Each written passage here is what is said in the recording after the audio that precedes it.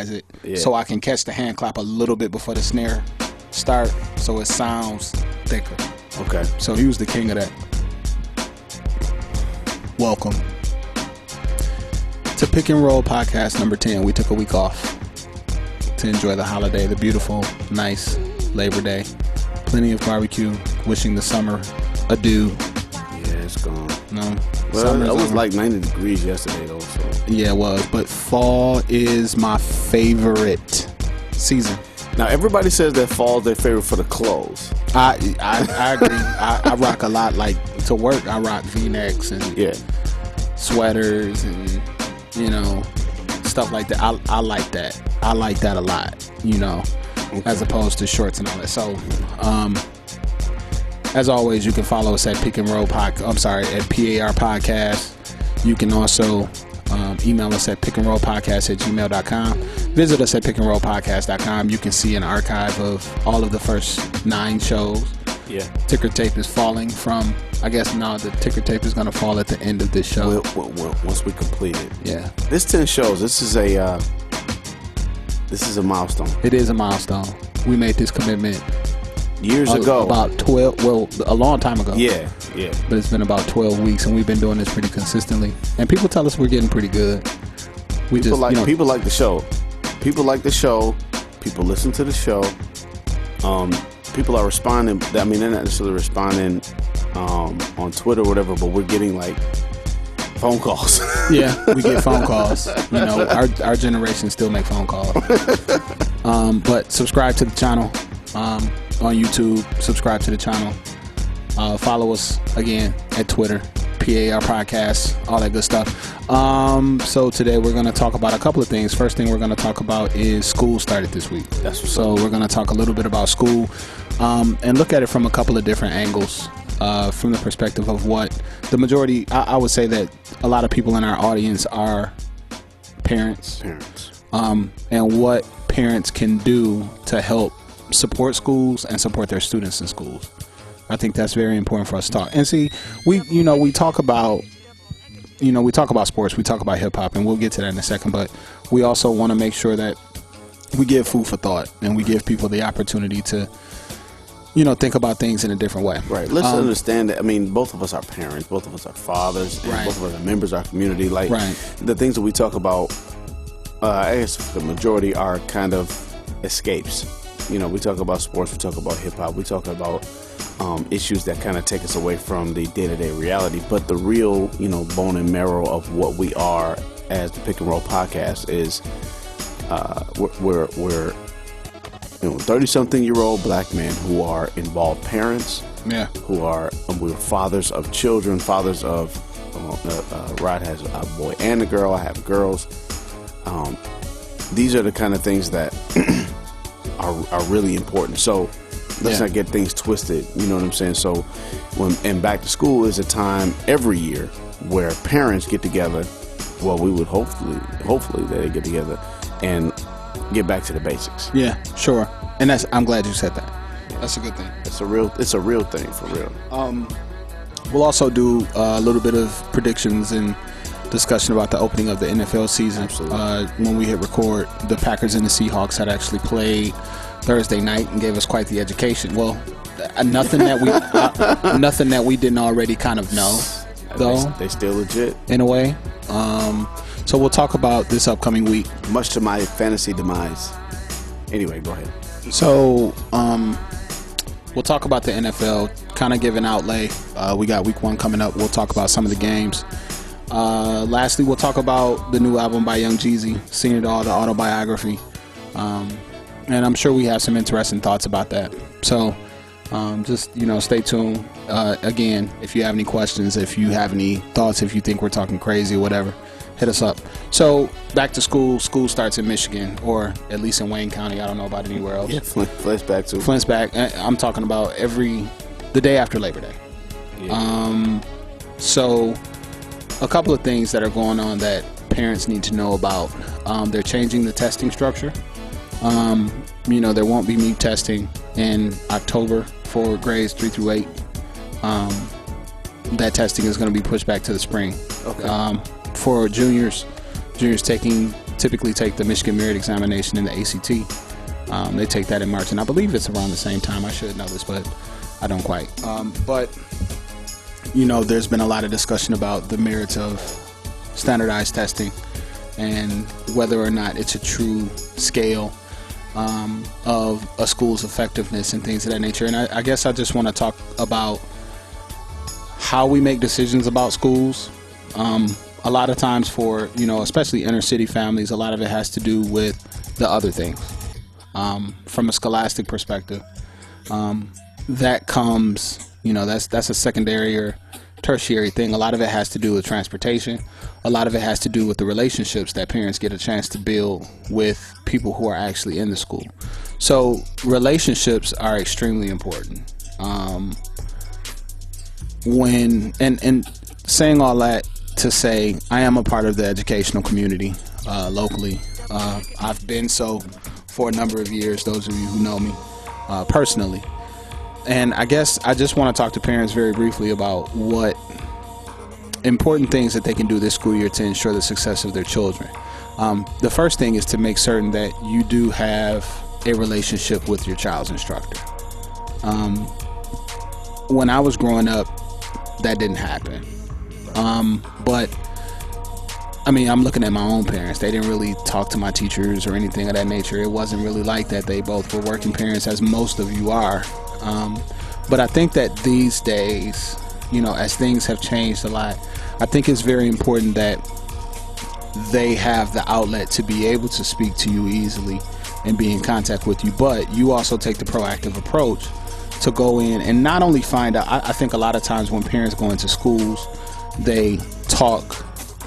Typically, it's about conduct. Okay, so all behavior. Go ahead. No. I want you to behavior. All behavior, really? Yeah, a lot of it is behavior. I think, when we've done parent-teacher conferences in the past, first of all, typically turnout is low, especially in urban areas. But a lot of the time it focuses on, from what I've seen in my experience, a lot of times it focuses on behavior and things of that nature. But I think that parents need to really be more diligent about understanding exactly what's happening from a curricular perspective. First of all, parents, if you go to the Michigan Department of Education website, they have standards there. We'll put the link on the actual video, but there are standards that students are supposed to have mastered by the end of that grade. Now, I know that you may have heard Common Core standards, and to be honest with you, of course, Common Core is I don't want to say it's a pie in the sky, because it is the rule of the land at this point, but there's so much ambiguity when it comes down to testing. And mind you, schools do try to attempt to make sure they're addressing things that their students are going to be tested on. Let's just make that's a reality from a curricular perspective. But familiarize yourself with what your students are supposed to, quote unquote, know at the grade level that they're at, because what that does is it gives you the opportunity as a parent to be able to embed some of those things in their regular life, and give some kind of real world application to the things that they may be learning in class, or before they actually learn those things in class. So for example, if third graders are focused around measurement, one of the things that you can do is use that at home, as you're cooking, as you're doing yard work, as you're doing the other things around the home. Try to find some kind of opportunity to embed at least that language. Use the metric system, use pounds and weight and things of that nature. That's very important. So that's one thing that you can do. Again, go to your state's website, because I know we just don't focus on Michigan, but go to your state's Department of Education website, and the standards are posted for you to refer to. The next thing is to make certain that you keep your information updated. One thing that happens typically in schools is when there is an emergency situation, one thing that I've seen several times is that students have inaccurate information in their database. And I mean, that may seem like a menial problem, But now schools are moving towards doing more things involving phone blasts. And, for the school that I'm at, I do a weekly What's Up call. And that call could be talking about the football game on Friday. It could be talking about college visits that are coming into the building. It could be talking about any number of things. So make sure that you contact somebody at the school if your information changes and things of that nature, because that's very important. I guess, and again, that is somewhat of a low-level thing, but another important thing is to make sure that you're having those conversations on a daily basis about what's happening in school. As kids get older, they get a little bit more closed off. Okay. But the more you ask the questions, the more that you show interest that's not judgmental. I think that, because one thing that I tell parents frequently is, a lot of times we think that when our students move into high school, that is the time to kind of back away and kind of allow them to be independent, while truthfully in high school there are more distractions and more negative opportunities for a student, and the stakes are higher in high school as well. It's very important that parents have a relationship with their students where those conversations can be held, and that student can feel trusted to make good decisions, but also they have that person that they can lean on. That dialogue is very, very important. So really the biggest things is, first, I think that because schools may not do it, I think it's important for us to educate ourselves about what our students should know. Because when it comes time for them to take the ACT, they will be held accountable.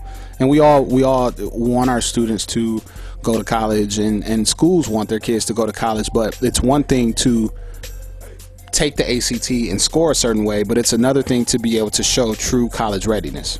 And we all know the point scale, and we all know the point scale when it comes to ACT. If you get over a 20 or 22 or 24 or 26, what that means. But according to research, if a student gets if they get a 22 in, I believe it's science and reading, they're considered college ready. That means that they could earn a C+ or higher in a college course.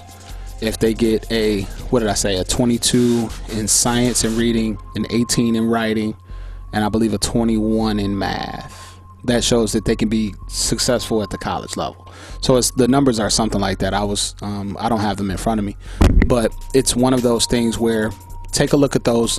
When you get the opportunity, take a look at those standards. And it's not something that's too complex, but if you have questions about it, talk to your teacher, because your teachers are supposed to be experts in this field as well. And if they can't answer, they can always go to a curriculum director. You can talk to an administrator. Now, what this doesn't mean is that you don't have to hover around the school. A lot of times I think that there are I know that there are situations where parent involvement looks different in different places. Yes, sir. We have the parent. For me, as long as I know that I can have an honest conversation with a parent, and that the parent can trust me to make the best decisions and fair decisions involving their child, to me, that's parent involvement. Especially considering that we don't have households where one person does all the work and one person stays home anymore. So it's not necessarily realistic to think that Miss Lucy is going to be at the school bringing cupcakes every day. Quickly, Rod, just explain that you are not in the classroom. No. Explain that. I'm not. And let's just say that I've seen school from a number of different angles. From the curriculum direction side, from the administrative side, from the instructional side too. So I have a fair amount of experience here. But it's important that parents avail themselves. I think that's what's most important. So parents, if you're out there, avail yourselves to your child's school. When you get an opportunity, meet your team, and don't just make it the first day. Give a call. And teachers are extremely busy. Teachers are extremely busy. Administrators are extremely busy. But when you stretch your hand out I think that they value that. Just if you're saying, hey, I just want to know, is there anything that I can do? And especially for those of you in the professional world, one of the things that schools frequently look at are opportunities to engage with businesses and organizations to do things to support kids. And it doesn't necessarily mean that the business or organization has to spend money. It just means that it could be somebody coming in to speak to kids. It could be some event that your business or organization needs volunteers for. So one of the things that we do is we actually survey our parents to find out, what do you do for a living? Not from just finding out whether or not you qualify for free or reduced lunch, but if we're doing real talk, because that's important, and that's money. This. That's money too. But what do you do? If I know that Miss Harris works for Red Cross, and as an administrator or as a teacher, I know that I have a unit that's coming up talking about sales or about blood or human systems. Why not give that parent a call and say, hey, we're going to do this in class, yada yada. So avail yourself to your school. When you encounter problems, and sometimes we do, it could be things that are upsetting to something could happen, or your child could come home and talk to you about an incident. Go into the situation and be interested in finding and identifying facts. And it's okay for you to be very inquisitive about that, because as administrators and teachers, that's what administrators and teachers are for. It is our job to carefully guard the environment of learning. So when you encounter situations as a parent, go in with the intent of identifying a solution. Because one thing that I think we also experience, I can't say especially in urban schools, because this is prevalent all over the place. Let me make that distinction. But I think one thing we find is that parents sometimes can become part of the problem, because kids will have disagreements, kids will have conflict. What schools do in terms of restorative practices, what they do in terms of conflict resolution, those things are very important. But parents have to make sure that they're willing to kind of referee the fixing, and that's fine. That's a good thing to do, because ultimately you won't always be there to solve those things. So it's important that your child learns how to resolve conflict in a positive way. So just overall, just communicate. Just try to communicate as much as possible, and try to listen. And like I said, be a part of what you can be a part of, and be willing to support not only your own child, but other people's kids too, because they all need, if you're listening to this podcast, there are, just imagine that for every child that you have, there are 5 children around them that may have no one that is willing to listen, that is willing to talk to them, that is willing to deal with things in a certain way. So, because you never know what somebody is going through. So be involved, ask a lot of questions, educate yourself as a parent. For those of you who also you have high school age students, and this is freshmen, this is actually 8th graders too, begin to understand the college application process. Because one thing I will tell you, and I'll make this as quick as possible, but college is a financial goldmine for unprepared. It's a gold mine for states. It's a gold mine for local governments and things of that nature. It's a gold mine for colleges themselves when participants in the process are not educated about the process. For example, if a child graduates from school, they have low academic grades in math classes, that community college or that university is going to first say, this person needs remedial coursework in math. That's additional funds that you will either be paying now or you'll be paying later because of financial aid, unless you get some kind of grant or something. So it's important to embed in the kids that from 9th grade, from the very outset, establish the goal of not only going to college but not having to pay for college. If you can establish that from the gate and really keep up, I don't want to say pressure, but keep up your involvement and keep pushing and keep patting your child on the back when they do things well, I think that as they traverse the most difficult time of development, I mean, keeping it real, you know. Yeah. I don't know. Maybe not as hard as middle school. Middle school sucks for everybody. Middle school sucks for everybody. Yeah, but I remember when I was in middle school, I had some new pants on from JW, and I had some white sneakers, and they bled on my sneakers in the middle of the day on the first day. JW. Okay, that was a tangent. I'm sorry. So educate them about the process, and you know, it's okay to talk to counselors and teachers and things about educating children about the process, but a lot of times they may not necessarily hear it from us. So and educate yourself. The FAFSA comes out I believe in January, and it's due by I believe mid-March. That is the financial aid form for student aid for the government. So it's very important that you get that filled out for our seniors. But again, when a student steps into a high school arena, they have to have their mindset set on, I know I need 4 years of English, I need 4 years of math, I need 3 years of social studies and science, and so on and so forth.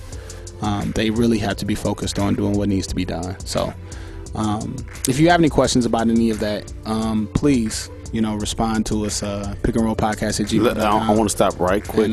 Follow us at PAR Podcast. And Rod, I want you just... Because I'm passionate about it. I'm very passionate about it. And this is why I wanted to do this today, because these are the important pieces of information that only somebody with your expertise can provide for the Pick and Roll Podcast. So what I want you to do is please just explain your experience. So you've been an administrator here. Yeah. You've been if you don't want to put names to schools, that's fine. But I would like for you to tell people exactly how long you've been doing this. Yeah, I mean, I've been involved in schools now for 17 years in the capacity of a teacher. I'm currently the very proud assistant principal of a local high school. I've been a principal. I've been a curriculum coordinator. I've worked with school boards. I've done a few different things. So saying all that to say, I've seen a lot, and all of my work has been focused on inner city schools and working with the challenges that they face. And I've seen the gamut: transportation, clothes, no support system at home, and realize that they're in schools. The requirements of teachers are very big now, because not to get too deep into this, but go ahead. We have to look at it from the perspective of, for those 8 hours where a student is with us, we need to give them as much support, structure, information, and motivation as possible, because a lot of times when they step out of school, it's a crapshoot. Yeah. Period. So this is very serious to me. It's very serious. It's my life's work. So parents, stay informed. Talk to your teachers. Inform yourself. Educate yourself. And if you need help with that support, you go to the school. Let them know that I want to help my son. This is what I want to do, because we much rather have those conversations. Schools will much rather have those conversations with parents rather than have the conversations after the fact of failure or conduct issues or things of that nature. So that's my spiel about back to school. Thank you. Don't be a fool. Thank you. For stepping out and doing that. Of a rhyme for that. We're better for that, by the way. Yeah, we're better for that. Thank you. Back to the. Wow, I kind of like. No. Tripped out for a minute. That was good. Okay. That was good. That's what we needed. You know what? That is episode 10. That's episode 10. Because it's real. It's real. Thank you. College is... People need to hear that stuff. Yeah, college. I won't even say college. Having a post-secondary opportunity and being able to have the option to be able to do that is so important these days. But we wanted to make sure that we addressed the back-to-school movement. You did it probably the best way possible. So let me tell you, back to school. Okay, so kids are like wearing the leather on the sweatpants right now. What? I'm seeing like kids they have like the leather strips on the t-shirt. What's that? Oh, the Bad Penny stuff. Is that what that is? The Bad Penny. That's Bad Penny. Well, you have to slow down, because that's the 80s. I do. I'm not tripping off that. I had I had a black sweater with like a leather patch. Yeah, that's the 80s, and I used to rock it with like some slacks and some black shoes. I'm not gonna call it Dapper Dan, but it's really 80s fashion. This is not Dapper Dan. These cats got sweatpants. Yeah, sweatpants with leather on them. Yeah, that's Dapper Dan. That's Kanye West. That's what that is. It's cool though. That's that Bad Penny label, man. That Bad Penny label is flashy, man. But you know what I think? I think another thing, style has kind of opened up. I mean, it's pretty much like when you think about current fashion, you know, you got your True Religion and I'm gonna be honest like with you, dog. Go ahead. I don't even know what the move is. I don't and either. That's the sign that I've gotten over the threshold. Yeah, I don't even know what they really do. Like if my wife and I were to go somewhere and we want to appear fashionable, she knows better than I do. Mind you, but see, my style has not had to change in the last 15 years. Like, you know, if I buy clothes with my wife, it's the same stuff. It's the same stuff. My stuff still, you know, I still wear my stuff. Got a certain fit to it. Yeah. You know, I like button ups. What I mean is, white gym shoes. Dig this, right? What? You go to a place where you cannot wear gym shoes. Okay. But it is not an environment to wear a suit. I mean, there's ways around that. You get your, you know. See, you obviously are a little more. I mean, because I dress up every day, though. Right. See, I have no idea. Yeah, I dress up every day. So, I mean, I don't know. Polos and slacks. Right. Polos and slacks and a nice pair of shoes still work wonders for a man. I mean, straight up. I mean, that's just what it is. My wife tried to buy me a pair of rocks, and I told her, do not. Why not? No. Where am I wearing? Bruh. Why? The building I work in now is about, oh my gosh, don't tell me the specific number, but it has to be at least 70,000 square feet. And I'm chubby. And I looked on it from Tuesday to Friday. No real spit. From Tuesday to Friday. I got on the scale Tuesday morning before I went to work. Oh. I got on the scale Friday afternoon when I came home. I lost 5 pounds. I lost 5 pounds in 4 days. God is good. In 4 days. Stairs up. Anyway, saying all that to say, at the end of the school season, yeah, Roderick Wallace will be in game shape. Being in boxing shape. Game shape. Now, fuck boxing shape. Middleweight, super middleweight. Game shape. I'll be in game shape, you're right. Anyway, all right. So you know, anyway, speaking of game shape, let's move to our NFL discussion. All right. Dun dun dun dun. Boom boom boom boom. Boom, boom. That music is just classic. It's classic. The picture of epic. I watch a lot of old school NFL films on YouTube, by the way. I encourage a lot of football fans or self-described football fans to watch a lot of NFL films. Anyway. Why don't they put old games on YouTube? Is there money to be made? Yeah. It's copyright stuff. I mean, but get a channel, play your games. Well, I mean, yeah, you're right. You know what I'm saying? Hardwood classics. I don't know if they put them on YouTube, but man, my pops used to cop the VHS tapes of like NFL films. For sure. Like the Steve Atwater tape. Never the Follies tape though. No. You know, strict like Doomsday Defense, Steel Curtain, Orange Crush, that kind of stuff. The greatest VHS sports tape of all time. Sports Illustrated. No. The greatest sports tape is the Bad Boys movie. Did you see the Bad Boys video from like 87, 88? The tape? Yes. Nah. Dude, I saw that tape. I swear to God.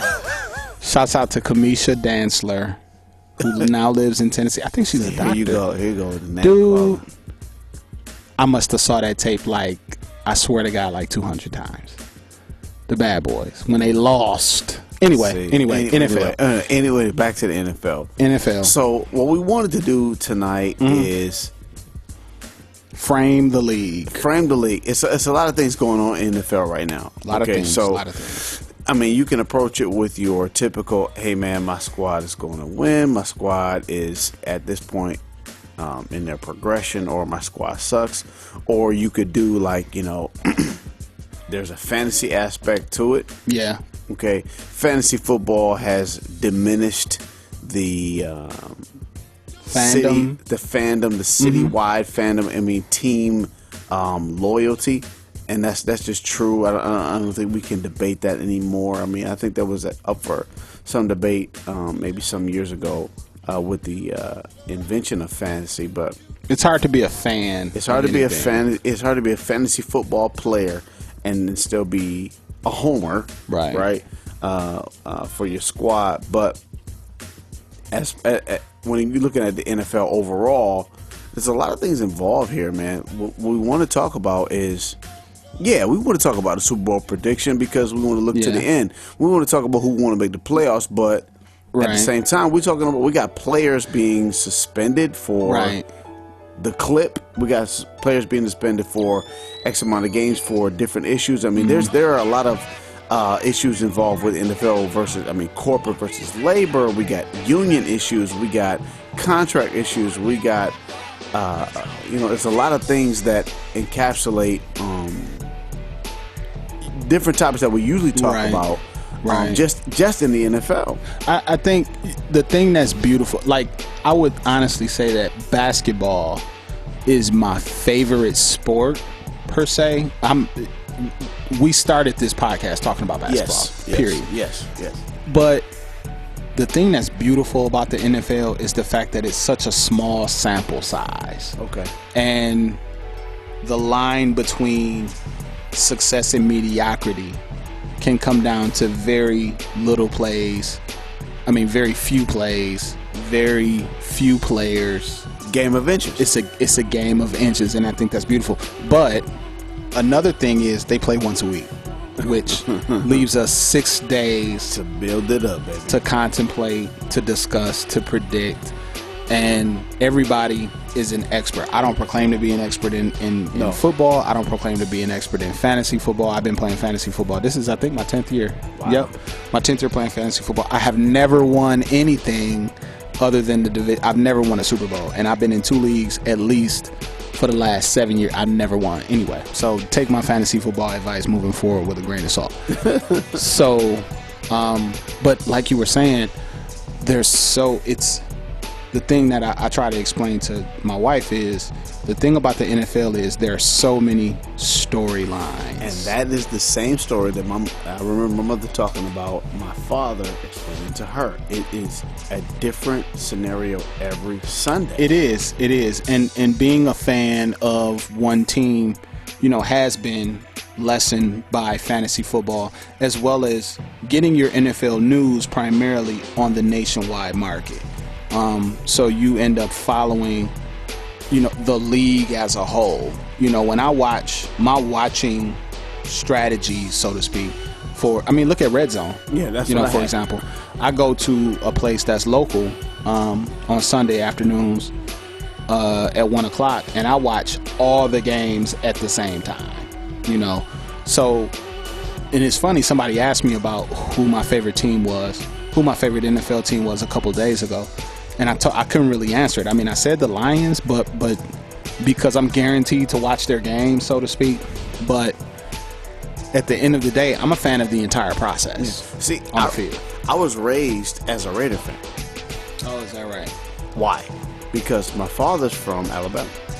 Okay. There's no pro team. Mm-hmm. So as a black man, at that time, the Raiders kind of embodied, and I'm not saying it embodied Black America, but it's kind of like being a Lakers versus Celtics fan. Like, you know what I'm saying? Yeah. He was a Raider fan. So I was raised as a Raider fan, a Redskins fan, even because Doug Williams, is, a black man that played in the Super Bowl. That's kind of the teams that I grew up with. I never was a Lions fan, even growing up in Michigan. Never. But I had the benefit of national media as I became a fan of sports. You see what I'm saying? Yeah. And so as I became, high schooler and went to college, I became a Patriots fan because the cat that I identify with, and when you say identify with, that is loaded. But I was at Michigan. Tom Brady went to the Patriots. I became a Patriots fan. Sure. And so you choose. Okay. You see what I'm saying? Now, does that mean I do not pay attention to the Lions? No. Well, no. I still watch the Lions games, but of course, I'm not a Lions fan, even though I'm a Michigan resident. And I think that's a part of what makes the sport great is that you have the opportunity to know everything. Yeah. You know, you have the opportunity to. I remember back in the day reading the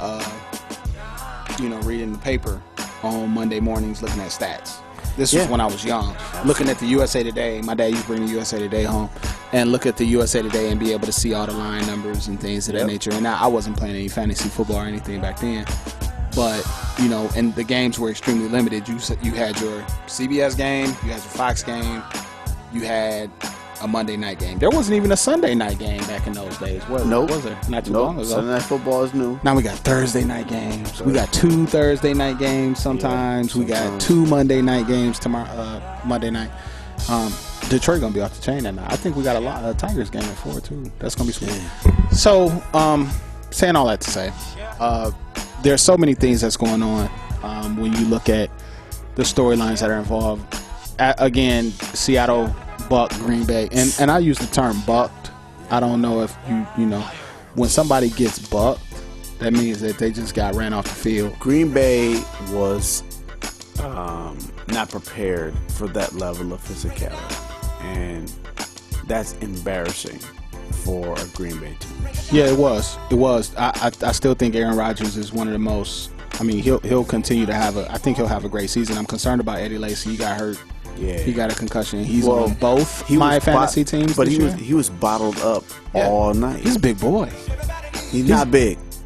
I mean, he runs big. He runs big. He's not big. But you know, Marshawn Lynch is only 215. He runs big too. But that's what I'm saying. Like these guys, he looks big in the college game. Mm-hmm. T. Rich looked big in the college game. You see what I'm saying? Right. He's wide. Right. But he's not dominating people. But going back to your conversation about storylines, so let's look at just real quick the schedule for the first week and talk a little bit about the storylines that are involved. And these could be storylines for next week. These could be storylines ongoing. You have New Orleans at Atlanta. Can they bounce back from being 4-12? The Hard Knocks team. Did you like Hard Knocks this year, by the way? I didn't see the finale yet. I watched a couple episodes. It was boring. Oh, okay. I like Roddy White, though. I didn't know Roddy White. Roddy White has a great personality. That's for real. Can they bounce back? Minnesota at St. Louis. The stopwatch is running for Teddy Bridgewater. Yes. Who's the starting quarterback in Minnesota? Matt Castle, correct? Yes. St. Louis doesn't like homosexual people, I guess. Cleveland at Pittsburgh.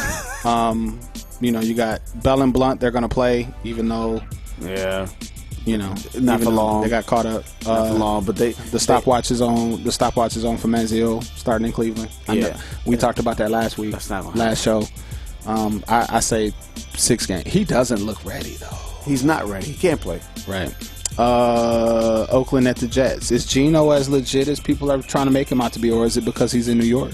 It's because he's in New York. How long is Mike Vick going to carry a clipboard? He said he would do it, but I mean, what was he supposed to say? He has to say it. Cincy at Baltimore, no Ray Rice. Andy Dalton got the big contract. You know, Cincinnati expected to, I don't want to say contend, but I mean, I've heard their name come up in it's AFC their playoff spot to lose. How about that? Yeah. Buffalo at Chicago. No. Chicago. Is Chicago okay. There's the team. Like every year we have the romantic pick, right? Offensively, they are. Right. Is Chicago ready? I don't know. I don't know if their defense is where it needs to be. And this is the first year. I mean, looking at it from a fantasy sense, and I know fantasy is what it is, but this is the first time that I haven't heard the Bears' defense among the best being discussed. And why? They lost a lot of guys. Wrong. They're old. No. What? They don't have a quarterback. The Bears? The Bears. Jay Cutler sucks, bro. Jay Cutler is... I disagree. Jay Cutler, the wing pick man. I disagree. Bro. I disagree. Jay Cutler will give you 6 good games of SportsCenter highlights. And then the other the other 6 games that the other 4 or 5 games they'll win, Matt Forte will have 170 yards of multi-purpose. 170 yards? Yeah. Come on, man. Yeah. He just made it into fantasy darling status. Forte? Yeah. Forte has been balling since he came into the league. Matt Forte has been doing well, but he's not the fantasy darling. He's never been the number 1 pick for running backs. But he's consistently in the top 7. Look at who was top 7. AP. But Jamal Charles. But the reason why LaShawn McCoy. Look, Jamal Charles has been playing with what's supposed to be a lesser quarterback. Yeah, that's true. All right, that's true. I give you that. Matt Forte is supposed to be the 5-tool guy, do everything, but it's about his quarterback, bro. I think Jay Cutler catch a lot because of his personality. He's kind of like a snide, like a D-bag or whatever. And because of the monumental, horrible performances that he's put up in the clutch. And then McCown came in and balled last year. Who's now in Tampa Bay. I don't know. They got to get the quarterback in Chicago. I think Chicago. It'll be Green Bay, Chicago, Detroit, and the Vikings in that division.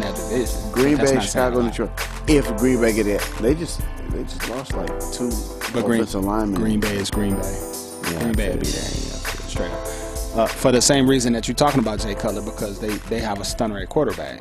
You know what I'm saying? So he's going to make plays. Washington and Houston, what is RG3 going to do? Clowney. You know what I just realized the other day? They got Watt and Clowney? Yeah. I didn't realize Ain't nobody talking about it right now. Nobody is talking about it. Nobody wants to see it. Yeah, nobody wants to see that.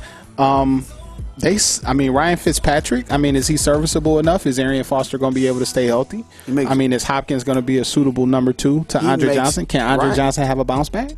Well, bounce back is different from have I aged out of my position? That's different. How old is Andre Johnson? He 32. 32? He's 32? Let me step back off of that. Wow.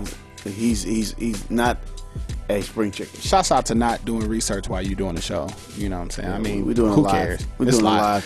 San Francisco. It's just we just come Francisco. From. You don't have you're not checking Google in the barbershop talking about this stuff. Frisco, baby. Wait a minute. What they gonna do? San Francisco, Dallas. San Francisco. What they gonna do? Colin Kaepernick. I have Colin Kaepernick in both of my leagues. What they gonna do? There it is. Crabtree is healthy. There it is. Crabtree is healthy. Is Frank Gore too old? Crabtree is healthy. Vernon Davis is healthy. And Quan Bolden is healthy. I have Bolden in my league. If Frank Gore is old, but there's somebody playing behind him. Pound. There's somebody playing behind him. I forget his name, but I think he's a little bit quicker. People need to fear Frisco this year. But you know what? In the same token, let me say this: people have downplayed Frank Gore forever for his entire career. Forever. And he's consistently put up decent numbers. Absolutely. And I'm not even talking about fantasy. What about Tennessee KC? Let's move on. Jesus. That's terrible.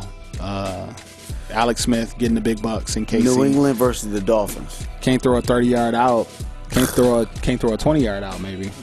Accurate as hell between I want to see Gronkowski game 1 against the Dolphins to see if New England, Miami. They're gonna dominate that division again. But it's just like, are the New England Patriots midgets beating other midgets? No, I don't know. To be honest with you, I think that when a team can show you, when they can control you in several different aspects of the game, they can win games. So what I'm saying is, I like the way they run the ball. I do. I like the way that they utilize running backs. Out of they got Ridley, they got Vereen. Ridley's more of the goal line guy. Yeah. Vereen is kind of the guy that catches out of the backfield, unless Belichick gets mad. Who did they sit last year because he was fumbling? Was it Ridley? It was Ridley, yeah. Wide receiver, they're still a little bit deficient, but New England always finds a way to get involved. Even when the number 1 was Troy Brown. You know what I'm saying? Back when they had Irving Fryer. They just find a way to get involved. So, I think Tom Brady. I did tell you this before. I think if Tom Brady, if they win 12 games, Tom Brady deserves the MVP. Well, he's great all time in my book, but that's me. But the bottom line is Tom Brady is the greatest quarterback of all time. Yep. Because he never had a premiere. Why? Because I just said in 140 characters or less. Why? He never had a premiere. What is that? He never had a premiere wideout? Yeah, one. Who? Randy. I give you that. Set a record that year. Every other year, I give you that. Never had a premiere. Case closed. To me. Now that's to me. That means quarterbacking. You see what I'm saying? So you put him over. You know who the who the sentimental pick Joe. is for that? Joe. Right, but who was over there? Who was number one when John Elway won 2 Super Bowls? Rod Smith. All right. Well, you got okay. You know all right, you're moving. Shannon Sharp. Well, shit. We're still talking about better receivers than Deion Branch. Deion Branch was your number one, bruh. Your number one was Deion Branch. Brett Favre is the only guy that we can kind of compare after Sterling Sharp left the league. I mean, he just kind of invented receivers out of thin air. Donald Driver. If Donald Driver was a Lion, we wouldn't talk about it. It doesn't even count. Donald Driver. Mark Who Tremura. These things don't count. Edgar Bennett was running the ball. They did have a mind. Oh, he's running back. Yeah, but Tom Brady is the guy that invents receivers out of literally dust. I like Tom Brady. I can't say anything negative about him. I'm trying to stop right now because me being a fan. Carolina. Let me be honest. By the way, okay. I do not believe that the Patriots are going to make it to the Super Bowl this year. Okay, just to be that's honest. Fair. I don't think so either. Yeah. All right, so I don't think so. So Carolina, Tampa Bay, creative player struggling. Cam, the creative player Newton. Cam is a creative player. Yeah, just run the ball all night. I don't know. I think that their wide receiver might be rookie of the year if he catches 80 balls because they don't have anybody else who can catch the rock. Otherwise, just run the ball all night. Just wait to see what happens. They don't have it. I don't know. Tampa Bay. I want to see what Martin does this year. Yeah, that's good. Because he's this is his 3rd year, I believe. Correct? Yes. Last year he kind of fell off. First year he got a lot of good looks. He got a lot of breaks, but I want to see what he does this year. Indy and Denver. Is Andrew Luck the truth? He is. Is he the next great quarterback? I don't know, but he's the most groomed, most taught, most genetically predisposed that we've seen in a long time. And can run a little bit. Yeah, he can. Can run a little bit. Yeah, he can. Andrew Luck versus RG3, if this was 3 years ago, you know what I'm saying? I mean, it would have been a toss-up to a degree, Andrew Luck being more of a classic passer basically because he's white, though. Well, not because he's white, because of style of play. And here's the thing. Here's my thing about Stafford, and they ran a pro offense, didn't they? Yeah, but even still, this is not a race thing. No. Yeah, because it's a style of play. Yeah, no, it's football. It's football. You can't out-style football. You see what I'm saying? Just like basketball. What does that mean? Meaning the quarterback must throw at this clip in order for that team to be successful. Period. I don't care if you run around. You can go backwards 50 yards and come up 30 and then throw it again. You must throw at this clip in order for your team to be successful. So do you think, going back to the discussion about the number one receiver, is Reggie the number one this year, or is it going to be T.Y. Hilton? Well, Reggie is the veteran, so it'd probably be a trust factor there. Yeah. But for big plays, Reggie is underrated too. He had Peyton, but Reggie has made some fantastic plays over his career. Yeah. Monday night, we have the Lions and the Giants. Yeah, the Giants should get mollywop. Should be an operative word. Right. I mean, the Lions typically start well. Yes. We talked about that a couple weeks ago. Yes. They typically start well. Yes.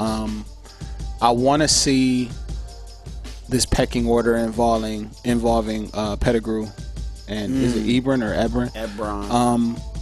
Because I think being a person who's seen the majority of Lions games in the last 4 years, the most frustrating line of all, beyond the penalties, beyond the defensive lapses, is Brandon Pettigrew. We used to say he didn't have thumbs. Paddle. That he kind of catches the ball like paddles.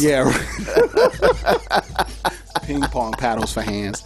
But so it'll be interesting to see how long he holds on to his job. But they did re-sign him. I think that they signed him for a couple more years or something. The Lions are in a interesting state because they have a lot of talent.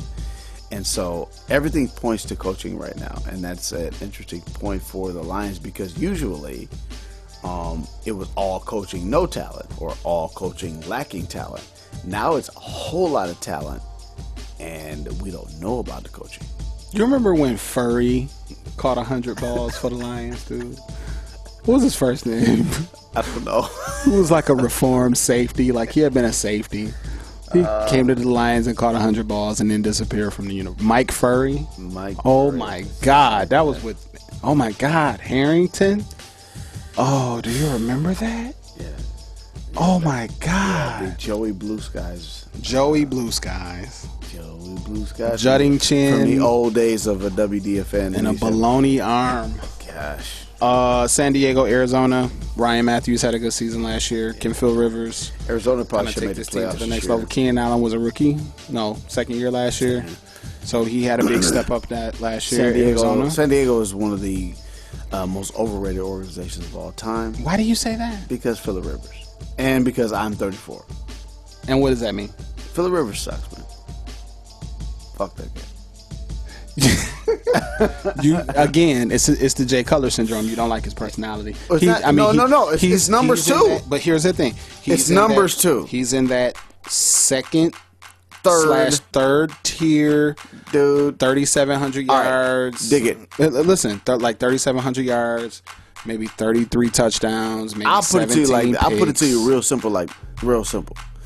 It's the first week of the playoffs, meaning you just made the wild card. All right. Okay. And you need this game, correct? Okay. You need this game. Phillip Rivers or Andy Dalton. Dalton. Game over. Okay. Point taken. So there's a lot of things going on in the NFL this year. We obviously will have to continue to watch this penalty conversation. I didn't watch a lot of preseason this year. I don't really watch a lot of preseason. I think it. I try to stay away from it personally. I'm worried about that. Yeah, I like to see. I can see, you know what the trends are in the NFL involving passing and things of that nature. I like to see people be able to run the ball, but people can't run to the outside anymore. Defensive players are too fast. Too fast, though. You can't. There's no outside pitching anymore, hardly. No way. Unless you throw in. I mean, the only thing that you can do is run screens and run option and things of that nature and try to take advantage of aggressive defenses. So we'll be talking about the NFL as the year goes by. We'll be doing predictions maybe, hopefully week to week, just real quick. At least we may talk about special games or particular situations in general. So we're going to go ahead and move on. We're going to talk about the release of Jeezy's album, Seen It All, the Autobiography. Jeezy, this is his 6th or 7th studio album when you consider Boys in the Hood, brief excursion by Puff, P. Diddy Pop. You remember that? Right, as well as the USDA albums. So Jeezy, let's talk about Jeezy for a minute. Jeezy, let me say this. Jeezy, let's talk about trap music as a genre. There we go. Let's define trap music. For me, trap music is essentially, I hope I don't sound crazy, but it's essentially 80 beats per minute, a lot of cymbals, and DJ Magic Mike beats. You know what I'm saying? Because think about it. You remember when DJ Magic Mike came out with Bass is the Name of the Game? Yeah. What's the difference between that, except for the tempo is slower? And people talking about, a lot of times talking about drugs and criminal activity and things of that nature. So what I said was trap music has been around now principally for the last 13, 14 years, I would say 15. If you look at T.I.'s trap music as being a benchmark to a degree, I mean, even though obviously there's connections to what 3 6 Mafia was doing in the 90s, Ghetto Mafia, what Ghetto Boys was doing, what Ghetto Mafia was doing, trap music has really become the definitive genre of the South. And to me, I don't think Jeezy has really gotten the credit that he deserves for really being the quality standard in that genre, because I always think about him, I think about T.I., I think about Gucci Mane. I think T.I. has been extremely inconsistent throughout his career. Extremely inconsistent. I think that he has splotches of greatness, but as far as having a definitive album, a definitive work, I don't necessarily see it being anything other than urban legend. Maybe. Well, my thing about T.I. is not only that he's been inconsistent with his quality of work, was because he tried to prop up his career on credibility, and then tried to live a public life that did not equate. And so that happens with a lot of rappers, though. So he became normal. Mm-hmm. You know what I mean? So instead of trying to set himself apart, which great MCs usually do, he became just kind of regular. You know? So for me, Jeezy, young Jeezy as he was known back then, I don't think that we really give... Jeezy is a very unique rapper. Voice-wise, style-wise. Yep. The manner in which he was using ad-libs early on in his career, these trademark ad-libs or whatever. And to the outsider or a person that wasn't really into it, it wasn't something that was attractive as a listener. For me, that in conjunction with his beat selection made him fantastic to Absolutely. Me. Thug Motivation 101 is a classic. It is Thug a classic. Motivation 102 is a classic. It's a classic. And The Recession is almost a classic. Yeah. It has some, it definitely got some very, very, very high points, and it got bumped religiously. Yeah. TM 103 kind of came and went a little bit. It had some moments, and that's not even to talk about his mixtape work. And to be honest with you, as a listener, I try to stay away a little bit from mixtapes where an artist drops a lot of mixtapes. I try to focus more on, but don't get me wrong, a lot of the stuff on the mixtapes was hot too, but I really try to focus on, because I always feel like when you have an album to put out, even if it's a bona fide street album with all original tracks and things of that nature, that requires a great deal of preparation. Yeah, a great deal of preparation and a great deal of focus in terms of really making a quality product, you and your team. So he kind of lost me with his mixtapes along the way. Well, you know what I'm saying? I think he was more of a prisoner of the machine at the time. I mean, that was what cats were doing, especially Southern rappers. I mean, you look at Lil Wayne, like you look at guys that just, I mean, and a lot of that comes from the No Limit model. Like it was just like music, constant. I miss No Limit though. I don't. But the bottom line is, you know, that kind of thing was it's constant product. It was always feeding something new. And so in a sense that was healthy, you know, because you want to be new, you want to be fresh, you want to be, you know, but when you're not putting much effort or thought into the product, all it does is just saturate yourself. Right. You make, because I would think as an artist, you know, this is what you do for a living. You make a lot of songs, you know, you're working in, you know, good places to make these songs and things, and they accumulate. Yeah, but you think about any other entertainment medium.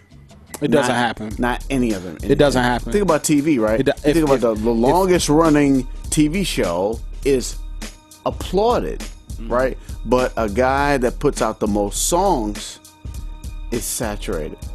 Yeah, but you understand what I'm saying? If I was an artist, you know, I see, and I think we have to make sure that we create the distinction between mixtapes and street albums. Yeah, you know, and true, you know, street albums are free albums that are all original material. Like Section 80 was a street album to me. Yeah, So Far Gone was a street album to me, as opposed to a mixtape. And saying, for me, I'll be honest with you, I get tired of the DJ input. You know, DJ Scream, you know, that does something to me. Even though there are no tag versions out there, I have an emotional tie to that, though, man. Come on, man. I grew up on the professional tapes. Yeah, but I have an emotional it's tie. 2014. Sorry, I know that, but I just DJ Clue stopped making tapes in like 96. I just have. I mean, that was like the fresh shit. I hear you. But so, saying all that to say, for me, there have been definitive points within the trap genre to me. You know, trap music to me was it being labeled that. Yeah. So you have that as like you have that as like a prick in the timeline. Yeah. You have Thug Motivation 101, which to me was the blueprint for trap music as we know it. And mind you, trap music has expanded to a larger, you know, we can't even, you know, we can't downplay that. Trap music has kind of expanded, especially because the BPMs are catered towards double time. Yeah. So it easily can be matched in with certain elements of EDM, things of that nature. For me, and there's been other albums and things that came along. For me, Rick Ross's Rich Forever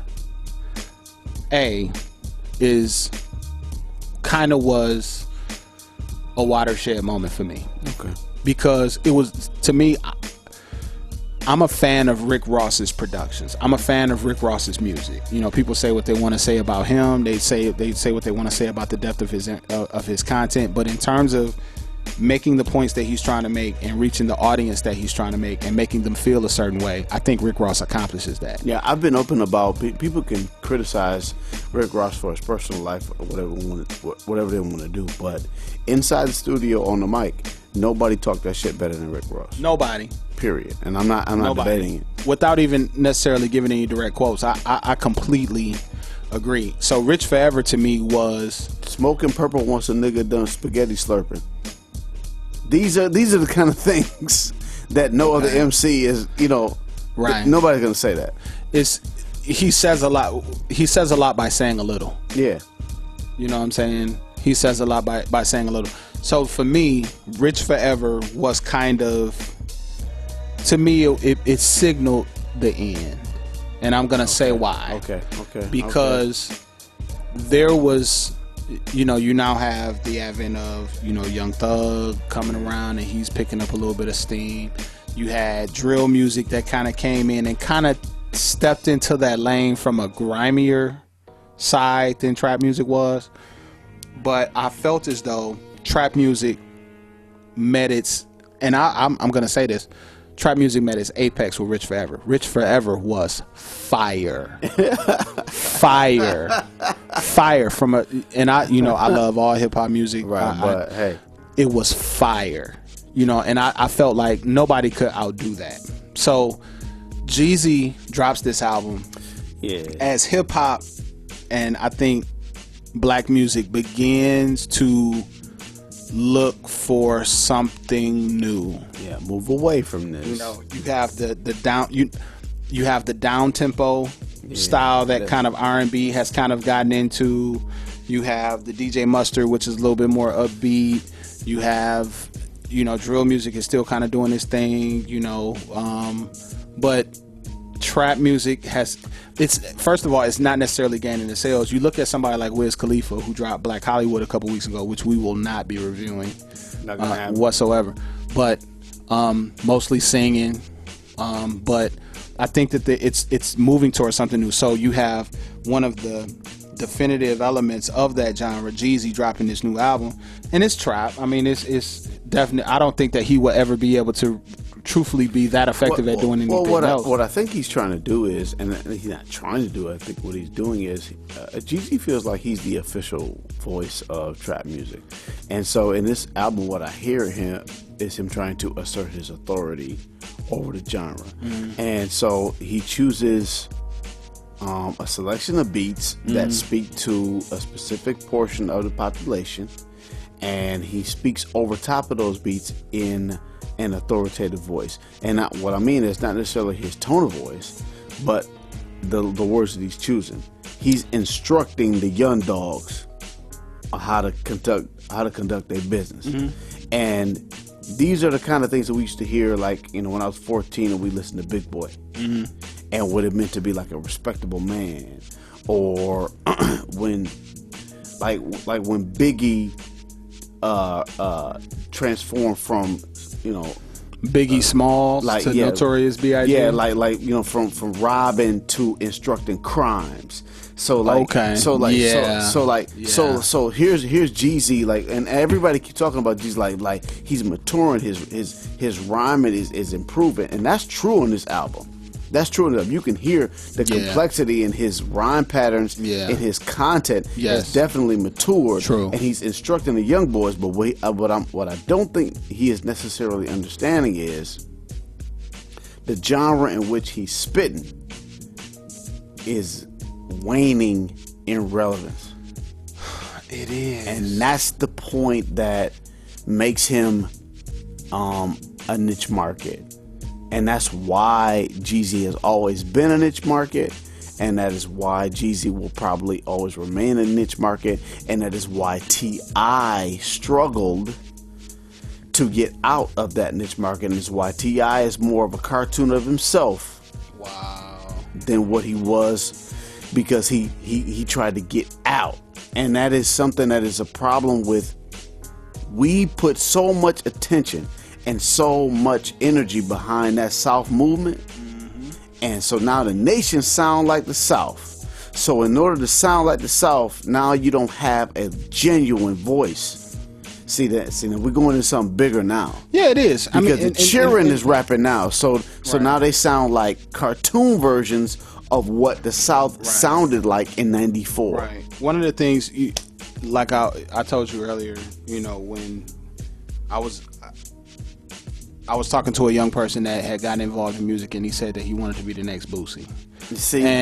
I'm like, well, focus on mastering your square. Focus on mastering your square, and it's important to be able to listen to people and to be able to be able to pattern certain elements of your art after people, but concentrate on securing yourself first. There are thousands of people, and when I say thousands, I mean hundreds of thousands of people in the South that do not know that Outkast patterned themselves off of Tribe. Yes, but they'll never know. The layman, right? No, they wouldn't know. And that's what I'm saying. So the bottom line is, it's not about the sound; it's the spirit. It is. It's the spirit behind it. I agree. So here you have T.I. You know what I'm saying? What does T.I. sound like now compared to trap music? What is Jeezy angling towards? I mean, as he gets older, we can hear the maturity in his music. Yeah. But now his genre is waning. So can he still make music? He's very I think we should give him a little bit of credit in terms of there being some introspection, some in terms of listening to the album. There's a little bit of introspection and a little bit of. There are joints on there that are fire, right? As opposed to the Superman raps that we hear from a lot of artists. The level of being impervious, and truth be told, it's hard to show. It's hard to show a level of emotion that's acceptable to that quote unquote crowd, unless it is pointed towards family. You know what I'm saying? Yeah. Preach to the choir. Or, Jay-Z was really... One thing that people don't realize, though, is that, even when Ice Cube was talking gangster stuff back in the day, he never won. When you listen to My Summer Vacation, he went to jail. When you listen to What Can I Do, he went to jail. When he listened to The Product, he went to jail. When you listen to a lot of his songs and he was talking all this gangster stuff, he got caught or he got killed. The reality. Yeah. So it's not... And Rick Ross talks Superman stuff too. Yeah. But going back to Rich Forever, it was done in a quality way. The production was so absolutely perfect to me. Is Jeezy's next guy to do a song with Miley Cyrus or... No. I don't think that Jeezy is interested in damaging his brand like that. And truth be told, in 2014, we all know and can accept the fact that rap African American rap has become a bit of a caricature of itself. It's been a caricature of itself, but now we're beginning to lose the grasp on at least controlling some modicum of what is acceptable. Yeah. That's going away. So this album was Jeezy's opportunity to proclaim and to kind of really step forward into the forefront, because typically he's not discussed amongst the upper echelon of MCs or acts, period. His beat selection on the album is pretty good. You know, he still has obviously some trap stuff, some very lush stuff. You know, he also has some good some great songs on some good songs. He got, you know, a joint with Future that's kind of noteworthy, whatever, because it doesn't sound like trap. There you go. That's what's crazy. And Jeezy has been effective at, you talked about it earlier when you were talking about when he was on Amazing on 808s. He's been effective at, you know what to expect. Like when we talk to, you know, when I talk to kids who want to rap and stuff like that, I tell them about viewing their voice and viewing their sound as an instrument. And he knows his square. He's mastered his square. So he knows exactly what to do. He tries a couple of different flows and stuff on this. Overall, to me, in 2014, which is probably the worst year in rap that I can recall, you know, where even looking at picking your top 5 albums of the year so far, you'll be hard pressed to do so. This may be in that top 5 for a lot of people. I've listened to it a few times, and it has the capacity to be in that top 5 simply because the production fits a frame of mind that is very comfortable for me after listening to this music for 12 years. Yeah, and the explosion of the South is so very real in the way we understand and the way we critique hip-hop music right now, and I think we ought to make sure we understand that, and that's relating to what you said, like, you know, hip-hop is a caricature of itself. Much of the country, not most, but much of the country attributes that caricature to the South at this point, and I believe that. Do you agree with that? No, I don't necessarily agree with that. What I said was much of the country does attribute the South to a lessening of the context to hip hop, and that it's false. It is a false premise. Is it? Oh yeah, it's a false premise. What the South did, what the South brought to hip hop during the Southern explosion was a back to the basics, but the basics in hip hop, as a matter of existence, are not defined. Because what is the basic of hip hop? Exactly, it's do you. It's do you. It depends on where you live. Right, exactly. I mean, conventional wisdom would tell you that East Coast, boom bap, the rules, hip hop, the rules kick, are snare. The rules are 2 words. Do you. Tick, tick. And so as long as you're doing you and you're honest what you're doing, right, and you are doing what you bring to the table, it's hip hop music. And so what happened was the industry shifted, and so a sound came that the rest of the country was not necessarily prepared or interested in hearing. It was still yet hip hop music. We were used to hearing a specific voice, a specific sound, a specific angle, and a specific way of marketing for so long in the shift. And so a lot of times we resist change. But as of right now, 2014, we're trying to angle that towards something that I don't think we all are defining as a group. Do we want to go back to the classics? No, a lot of critiques there.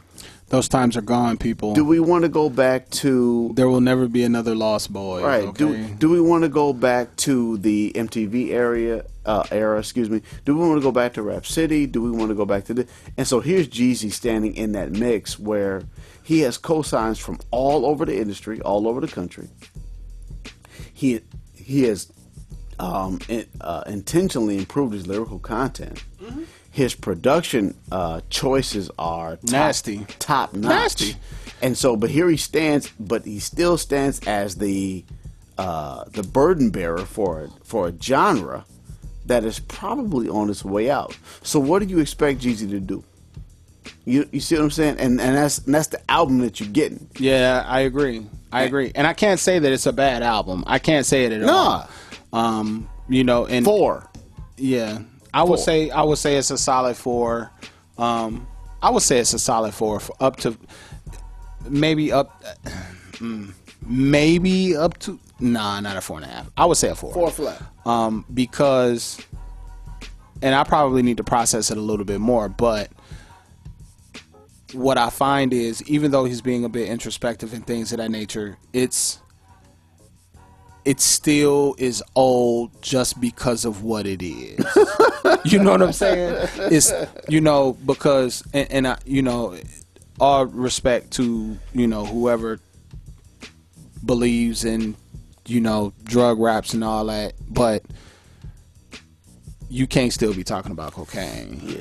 And that's I mean, been, like you said, even though the premise behind this album is, you know, one of the things that he mentioned in interviews is that, you know, he's kind of past the statute of limitations to be able to talk about whatever he wants to talk about that may have been illegal, where he can't be incriminated, this, that, and third. I heard that somewhere. I don't know whether or not that's true. But at the end of the day, the style is old. The style is old. And not to say that if somebody made, you know, Joey Badass is doing old stuff too, you know, but with the saturation in the market that what he created is, it's tough. It's Think about tough where hip hop is right now, right? Enjoy it. We are breaking down the Jeezy album right at the very moment when we found out who Euro Droog is. See, that's what we are. Breaking news. As a culture. Euro Droog is not Nas, according to what we've seen. He's not. I heard he's a Puerto Rican guy. I don't know. But he's not black. He's not Nas. Let's just say he's not Nas. Well, however, he has been putting out some music still that's nasty. Think about that sound that we're getting from Droog. And then the Jeezy album drops, and we have to, you know, we have to relate these things. These are in the same genre, hip hop music. They're not. See, and there it is. And to me, that shows maturity. For some people, that shows division. That's true. And I don't like that. Look at 70s. You know, look at 70s rock. You know, 70s rock. Splintered. Right. You know what I'm saying? You got your stadium rock. You know, you got your classic rock. You got your. You know, your stage more popular type stuff. Yeah, you know, and I think that's what we're going through now. So as far as that's mature, Young Jeezy, Seen It All, the Autobiography, you know, he got some standout joints. But the genre is dying quickly. But the genre is dying, and the shouts out to Jeezy though, because I do feel as though he really takes his time to really craft his albums a certain way. You know, there was a 2-year break between this one and the one before, or something like that. Although he was the guy who broke YG, didn't he? He broke YG. He signed Doughboy's Cash Out, so he's been doing some things on the business side. But we don't really talk about that here. We talk about the music. We try to focus on that. So as far as I'm concerned, I say a 4. I would agree with you on a 4. He does have some quality joints here, but you know. The unfortunate side is, as the pioneer of this genre, and I do call him a pioneer, you know, it's up to him to take it to the next page, to take it to the next level, to try something new, to expand on it, because everybody is doing what you set out to do from the gate. So if you're going to continue to be that trendsetter, you need to take it there. TM 101 though, 5 mics. Bam. I mean, I knew it then, but now even looking at it in retrospect, it perfectly captured the soul of what that genre was saying. And ever since then, everything has come secondary. So, you know, looking forward, you know, I've been curious about what our fourth quarter releases are going to look like. I've been hearing we're going to get another Eminem album, possibly. I've been hearing murmurs about a Kanye West album. Really looking forward to the Razzcast and Apollo Brown album that's coming out in October. Yes, he dropped a single on SoundCloud. That was definitely dope. Oh, man, he's sounding good. Shout outs to him. Yeah, he sounds healthy, ready. He's still one of my favorites, but that's gonna be a good album. Yeah. If you disagree that Rich Forever is the greatest trap album of all time with me, please let us know. Follow us at PDR Podcast. Email me. Email us at pickandrollpodcast@gmail.com. I want you to disagree with me, seriously. Just so I can have an opportunity to talk about you. So that's gonna do it for this week. We covered a lot of space today. Yeah, we did. We went all over the place today. We did, but I think that thank you for listening, and I really appreciate those of you who have stuck with us through the first 10 episodes, and we're going to continue to do bigger and better things. So with that, I'm Rod Wallace. I'm Quentin Barrett. And this is The Pick and Roll.